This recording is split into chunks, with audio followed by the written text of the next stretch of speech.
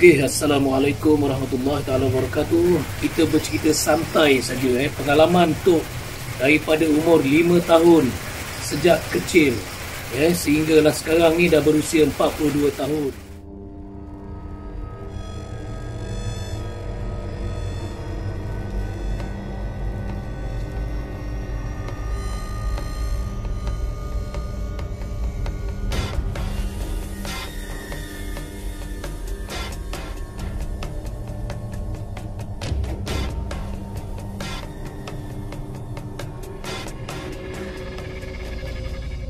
Okey, apa yang Tok nak bagi tahu di sini, mata yang tidak berhijab ini bukan Tok tuntut ataupun mempelajari atau minta orang bukakan. Apa yang anda perlu tahu, sejak dari umur 5 tahun, mata Tok ni dah boleh melihat perkara-perkara yang gaib. Perkara yang gaib ini termasuklah yang korang panggil hantu, yang korang panggil bunian, dan sebagainya yang tak nampak di mata kasar kita ini. Mulai umur, ni hujan turun sekarang ni ketika Tok bercerita kepada anda ni. Ketika umur 5 tahun itulah makhluk pertama yang datang berkawan ni tadi menemani Tok, bukan kawan seperti mana sahabat Bila ada waktu-waktu tertentu dia akan muncul. Siapa dia? Seperti nenek kebayan, namun yang peliknya mukanya muda, fizikalnya tua. Kerana apa? Mungkin dia tak nak kita ni takut pasal kita budak-budak, kita kecil lagi. Jadi nenek kebayan tu, dia membawa sebatang tongkat yang berwarna emas. Itu yang aku ingat sampai hari ni. Nenek kebayan pula yang ajak pergi ke taman permainan. Teman Tok bermain di pokok rambutan depan rumah. Dia itulah yang menemani. Tapi kalau orang tengok, mak aku tengok dia pelik, macam cakap seorang-seorang, macam budak-budak lain bercakap seorang-seorang, sedangkan Tok bercakap dengan nenek tu. Itu pengalaman kecil-kecil. Dia seolah-olah menjaga. Aku ni tak suka bergaul, bercampur sangat dengan kawan-kawan kejiranan pasal kita ni ada perangai pelik sikit, tak suka nak mengikut apa orang buat. Kalau dia memanjat, kita tak suka memanjat. Yang kita suka main aja, bermain di taman mainan, main guli ke apa ke, permainan budak-budak Jadi yang lebih menemani aku ni tadi, nenek tersebut. Yang peliknya lagi, bila umur macam ni aku dah tak nampak dah nenek tu. Tapi apa kesan dia? Selepas mata ni boleh melihat nenek itu, ketika usia 5 tahun juga, sampai hari ni aku boleh melihat makhluk-makhluk yang tak nampak di mata kasar ini. Ini kelebihan, bukan pasal diri sendiri hebat, tidak. Segala kelebihan, segala kekurangan, semuanya dari Allah. Kalau kamu non-Muslim, semuanya dari Tuhan. Faham? Bukan kehebatan ini aku pergi menuntut, aku pergi belajar, suruh orang buka hijab. Ini bahaya, babe. Jangan kau minta orang buka hijab, takut-takut hijab kau tak boleh ditutup. Kalau orang tu dah mati. Kalau pun orang tu hidup, sekali kau dah minta hijab kau dibuka, belum tentu Allah akan menutup hijab kau semula. Walaupun orang itu yang membuka, tapi dengan kehendak dan izin Allah perkara itu berlaku. Kalau kau tak biasa menengok benda-benda ini daripada kecil, dalam keadaan kau dah dewasa, kau teringin nak menengok, takut-takut bila hijab tak boleh tutup, itulah punca kau jadi gila. Siang malam, babe.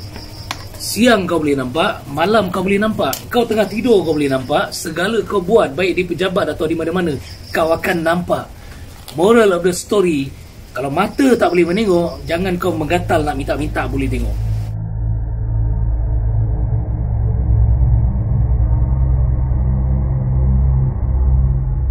Tidak sama seperti mana dalam filem, dalam drama yang kau tengok Pontianak, yang kau tengok pocong, yang sudah cukup takut untuk kau tutup mata. Itu dalam filem, babe. Realitinya di luar lagi teruk daripada tu. Sehingga kau boleh nampak daging yang terkopak-kopak ni gugur depan mata kau, seperti kena baru lepas aksiden dia punya fizikal tu. Kalau kata jin ke Pontianak ke, tak sama macam dalam filem, babe. Siapa-siapa yang mempunyai kelebihan indera ke-6 boleh melihat perkara gaib. Korang komen di bawah, bagaimana rupa yang korang nampak. Ini bukan sembang kosong, ini bukan sembang suka-suka nak naikkan rating Noval ke, nak naik rating aku ke. buang masa. Kita kongsi pengalaman. Ini pengalaman aku sejak umur 5 tahun sehinggalah umur sekarang. Dalam usia belasan tahun, Tuhan dah beri aku nampak apa itu Pontianak, apa itu pocong. Belasan tahun tahu. Jadi itu yang aku cakap tadi, tak sama macam dalam filem, tak sama macam drama. Kalau kau nampak betul-betul, rasanya demam kot. Apatah lagi kalau kita berusaha untuk membuka hijab, kemudian tak boleh tutup, confirm kau jadi gila. Siang malam kau akan nampak, siang malam kau akan dihantui. Jadi antara lain pengalaman pocong yang pertama kali aku lihat depan mata di kampung belah nenek, belah mak, maksudnya nenek dan atuk di Melaka lah. Tapi masa tu atuk dah meninggal, yang ada nenek aku ni pun bukan kosong-kosong lah, dia pun gerti juga dengan benda-benda yang sebegini. Jadi itulah pengalaman pertama bila aku terserempak dengan pocong tu, ketika aku pergi berjalan dalam, kau tahu lah kampung kampung Paya Lebar, ramuan Cina besar, lubuk Cina Melaka. Siapa tahu? Okey, kampung-kampung confirm gelap. Laluan tepi rumah nenek aku tu terus boleh sampai kubur. Itu saja laluan yang orang kampung tak gunakan sebab risau jalan tu gelap, tak ada lampu. Dulu sekarang mungkin ada lampu. Masa aku kecil-kecil, itulah line yang clear untuk risau aku. Budak-budak nakal, umur belasan tahun, bukanlah umur apa, dah sekolah dah. Jadi kita nakal, curi-curi sarukuk. Itulah laluan yang selamat, orang takkan nampak. Yang nampak hantu lah. Jadi ketika aku menghampiri kawasan perkuburan, tak ada masalah, tempat orang mati. Tapi yang jadi masalah dia, apa makhluk yang mendiami sekeliling kawasan perkuburan, itu masalah dia. Apa yang ada di hutan tu, ladang getah tu, itu masalah dia. Kubur tu tak ada masalah. Bila aku laluan balik, aku terdengar seperti sesuatu ni melompat di belakang, bunyi macam melompat. Jadi aku pun tengok, tak ada benda. Dalam keadaan aku toleh ke belakang, aku jalan ke depan. Jalan ke depan, ada sebatang pokok getah di tepi aku tu. Aku dah tebur bangkai. Aku terus toleh. Itulah pertama kali aku tengok pocong yang begitu real depan mata aku, dalam jarak beberapa, kalau kata jengkal, 5 jengkal lah. Aku lalu ni, dalam 5 jengkal tu, batang pokok getah, dia berdiri betul-betul sebelah batang pokok getah tu. Nak tahu muka dia macam mana? Bersopak-sopak, hitam pekat. Macam mana aku tahu bersopak? Bila aku dah dekatkan muka aku. Bila kau tengok dalam jarak 5 jengkal ni, kau akan nampak gelap je. Gelap yang kau nampak hanya kain kapan. Kain kapan yang dah lusuh. Dia bunjut dia, lusuh kain kapan tu. Adalah sedikit mirip macam dalam filem. Tapi yang membezakan, bila kau melihat muka dia. Macam mana muka dia? Bila aku dah ternampak, aku memberanikan diri untuk berkomunikasi. Ini peliknya diri aku, daripada kecil dah macam ni, gamble. Aku pandang, aku nak tengok muka kau. Macam tu aku cakap. Dia tak berganjak. Siapa kata tak boleh sentuh? Boleh, tapi bukan dalam jangka masa yang lama. Dia pun tak boleh lama Zahir. Dia panas, dia sakit. Ini bukan alam dia. Alam yang nyata yang nampak ni alam kita. Alam dia alam gaib. Aku pun pegang. Aku beranikan diri dekatkan muka aku ni, nak pandang ni muka dia macam mana sebenarnya ni. Ni muka dia, bersopak-sopak macam aku cakap, daging tadi tu, macam orang kena lenyek kereta, accident, tak keluar-keluar, dalam keadaan hitam, mata dia merah. Bila aku nampak tu aku terkejut. First time tengok muka yang sangat mengerikan. Ulat-ulat macam dalam filem tu tak ada habis. Ulat terkeluar, tak ada. Tak tahulah kalau korang nampak tiba-tiba dia zahirkan ulat tu, dia boleh buat. Tapi aku nampak ulat tak ada. Sopak yang teruk, macam kena lenyek lori punya muka. Teruk, hitam, mata merah. Terus dia buka macam tu depan aku. Daripada dia tutup mata tu, bila kita dekatkan muka, pum, dia buka. Merah. Aku dalam keadaan terkejut. Budak mana yang tak reti takut? Seberani-berani aku pun takut juga. Budak. Bila aku tengok tu, dalam lebih kurang dia belanja tu 5 saat aja macam tu. 5 saat. Dalam tempoh 5 saat aku dapat tengok, aku lepas. Aku lepaskan. Dia dapat rasa ni kain kafan dia, dapat sentuh ni muka dia. Dalam masa 5 saat, dia hilang. Itu beza dia, benda fake atau prop dan benda real. Kalau sampai ke tahap kau boleh dokong dia, kau boleh bawa lari, kau boleh seret dia, kau boleh sikat rambut dia bagai, kau boleh mandi ke dia, minta maaf kalau ada content creator yang terasa, minta maaf banyak-banyak kau fikirlah sendiri. Benda ni kalau nak muncul tak lama, kecuali kau pandai lock dia, kau kunci dia. Itu pun kau menganiaya dia. Sakit dia tu bila zahir lama-lama atas dunia kita ni. Sakit dia. Tok pernah kunci. Boleh tonton dalam video Banglo apa ni, Banglo sihir. Banglo sihir ada. Kemudian Banglo patung. Aku pernah lock satu jin ni. Kesian dia, daripada maghrib sampai malam aku lock dia. Jadi kita kena ada perasaan simpati kepada semua makhluk. Naya dia, kawan-kawan semua dah enjoy, dah keluar pergi mana-mana, dia seorang keras kat situ. Jadi tak nak suka-suka lah aku nak ajar ayat apa nak lock makhluk ni. Takut korang ni salah guna ni. Content creator ramai tu, takut dia salah guna, dia naya makhluk tu.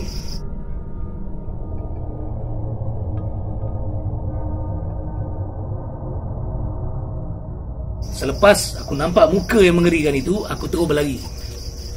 Bila aku berlari ke depan, aku pandang ke belakang. Dengan harapan dia tak kejar. Yang peliknya, yang aku dengar seperti melompat, dia sebenarnya bukan melompat. Dia boleh zahirkan bunyi melompat, namun bila dia bergerak, dia tak melompat. Macam mana kau tengok putih nak terbang? Macam tu lah pocong juga. Dia boleh hilang-hilang. Kejap pergi sini, sekejap lagi dia ting sini, kejap lagi sana. Itu yang kau nampak, dia macam melompat. Yang sebenar dia tak melompat. Tapi kalaulah anda ternampak betul-betul pocong melompat, sukati dia lah. Dia nak lompat ke, dia nak terbang ke? Ini pengalaman aku. Aku lihat sendiri depan mata aku, pocong itu tidak melompat. Sebaliknya dia hilang-hilang.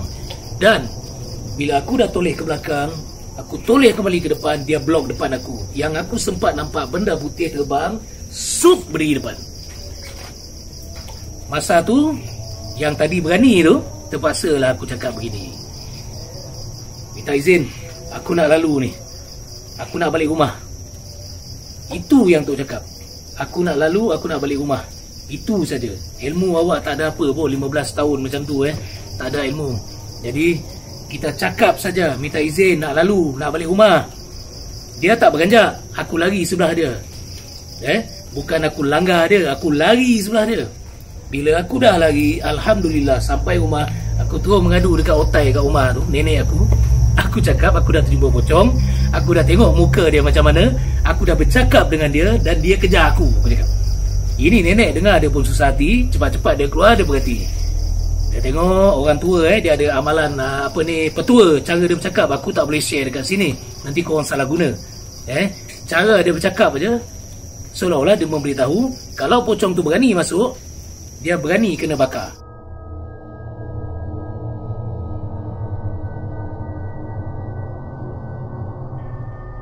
Pengalaman jumpa Pontianak, aku dah habis sekolah, zaman main motor. Aku ringkas-ringkaskan cerita tu panjang, aku ringkaskan saja. Balik rumah dalam pukul 4 pagi. Daripada Uptown Damansara, aku nak balik Ampang. Kita pun dah berpecah pergi dalam 4-5 motor. Kita bukan race, aku bukan jenis kaki race. Aku bukan mak rempit. Kita seronok saja dah bikin motor cantik-cantik, kita persembahkan di parking. Macam tu. Sampai masa dah balik makan apa semua, Uptown dah tutup, kita balik rumah. Nak sampai rumah tu lebih kurang 4 suku pagi. Masalahnya mak aku akan bangun sebelum subuh. Pukul 4.45 atau pukul 5 dia dah bangun. Kalau dia dapat tahu aku tak balik lagi, aku kena berambat kau-kau. Orang Melaka ni dia punya gurau senda dia kasar. Okey. Jadi ketika aku sampai depan gate dah terpisah pada kawan-kawan, aku seorang. Aku dah mati enjin siap-siap daripada jauh. Dari berapa meter nak sampai rumah aku dah mati enjin. Okey, sampai. Aku tak nampak lagi ni. Kereta dah parking kat garaj pintu gate tutup, rumah teres Kemudian motor parking depan gate, aku nak buka gate. Ketika aku berjalan nak buka gate, aku tak perasan pun sebenarnya ada Pontianak duduk dekat bonet belakang kereta. Bonet belakang kereta tu dia menghadap gate. Menghadap gate tu lah aku nak buka ni. Tu bonet kereta. Bila jadi perasan yang ada Pontianak di situ. Ketika aku ambil kunci dalam posh bag di sini kunci terjatuh. Sebelum tu aku dah berwangi. Ini orang kerja kilang, apa pakai perfume pagi-pagi keluar ni, tengok tak ada orang jalan. Bau wangi ingat bau wangi. Sangat harum. Kalah perfume yang ada di pasaran ni. Okey. Kemudian bila aku ambil kunci, mencari teraba-raba dalam gelap tu, dapat. Naik saja, dalam keadaan mencangkung aku naik, dah bau busuk. Bau bangkai yang sangat busuk. Ini petanda dia, bau wangi, kemudian bau bangkai yang sangat busuk. Aku cuba trace mana mai ni bau bangkai sangat kuat ni. Kuatnya dari depan aku. Barulah aku perasan rupanya Pontianak duduk keras kaku saja. Dia tak pandang aku, dia tunduk, rambut dia tutup muka. Tangan ni tak ada macam orang bergantin, tak ada. Tangan dia ni tak nampak tangan, baju dia saja bawah ni. Ni tutup muka. Terkejut beruk lah aku juga. Tapi belum nak jadi beruk lah masa tu. Sebab kita ni dah biasa tengok benda halus daripada kecil. Daripada umur 5 tahun. Tapi itulah pertama kali setelah mendengar cerita-cerita orang, Pontianak rupanya begini. Tengok wayang Pontianak rupa begini. Aku first time tengok depan mata aku Pontianak dalam usia 19 tahun itu, 18 ke 19 macam tu, dah habis sekolah First time tengok depan mata aku, inilah rupanya Pontianak. Rambut yang lurus macam kau keluar daripada salon. Sangat rebonding, lurus, panjang. Bukan pendek, panjang. Kemudian baju putih, ada sedikit lusuh, macam kena tanah-tanah sedikit. Dia keras saja begitu. Betul-betul dia menghadap aku nak masuk ni macam mana ni. Tapi macam aku cakap tadi daripada kecil memang sifat aku gamble. Aku hadap sebab dah biasa tengok. Cuma ini first time tengok Pontianak. Okey, aku hadap. Aku buka gate, mata aku duk pandang aja, tengok dia macam mana dia pandang aku ke tidak ke. Aku buka, aku sorong motor aku, dah buka gate. Bau bangkai tetap pekat, aku lalu di sebelahnya. Sebab di parking kereta itu, dia duduk di bonet, sebelah itulah aku parking motor nak masuk ke rumah. Nak buka pintu sebelum mak aku bangun. Sebab aku memikirkan, kalau aku tunggu Pontianak ni belah, sekejap mak aku bangun. Bila mak aku bangun, naya aku kena pantai. Jadi aku memberanikan diri, menolak motor, dan dia tidak langsung menoleh kepada aku. Kekal begini. Nampak? Kita berani bersebab, bukan berani bodoh. Itu rumah aku. Yang kau nak pergi lagi buat apa? Bukan kau pergi rumah orang. Rumah kau sendiri, jalan aja lah. Baca lah sikit, bismillah ke, istighfar ke kemudian jalan. Dia tak ganggu kamu, dia tidak pun memandang kamu. Namun apabila sampai depan pintu, aku bagi tips sikit. Ini semua orang boleh pakai. Kau nak masuk, kau jangan membelakangkan Pontianak. Kau masuk cara undur. Ini aku kongsikan. Dengar baik-baik, tak nak ikut kau punya pasal. Selepas kau buka kunci, kau nak masuk kan, kau tolak pintu. Jangan masuk dalam rumah dulu. Kau pandang ke arah dia. Dalam keadaan kau masuk mengundur, itu maksud aku. Kau pandang ke arah dia, mata jangan pandang ke lain, pandang dia saja. Seolah-olah kau lock dia, jangan pergi mana-mana. Kemudian kau langkah kaki kanan kau ni masuk ke dalam rumah. Kemudian kalau ada grill, kau tarik grill kau kunci, mata tetap pandang dia. Kalau tak ada grill, kau terus tutup pintu dalam keadaan mata kau masih memandang dia. Sampailah pintu ditutup, kau dah tak nampak dia kan. Okey, encel pintu, tutup. Kemudian boleh naik. Sebaiknya kau mandi ke, basuh muka ke, atau cuci kaki dulu. Ini petua, ini tips untuk anda. Jangan masuk terus begitu. Masuk secara mengundur. Mata lock dekat dia. Kemudian masuklah, insya-Allah dia tak ikut kau. Faham? Itu sajalah perkongsian aku. Walau sedikit, namun tetap ada manfaat untuk kamu semua. Apa yang penting? Tetap kena ada terima aku. Kalau ada apa-apa. Pui! Asap ni. Pedih mataku. Pedih wai tak tahan gelak dia. Kalau ada apa-apa, jangan lari. Terima kasih menonton. Throughout my life, I have never believed in the unseen world until I encountered one. Jadi sesuatu guys. There is things in this world that we can't explain with science and technology, let alone our limited mind when it's come to unravel mystical phenomena. I would like to take you to a journey of the wonders and beauty of the nature. Ulang-ulang. Night draw is curtain. Apa yang you nampak? Picture of the dark awakening. This is my view, my life, my passion. This is Dark Tourism Malaysia.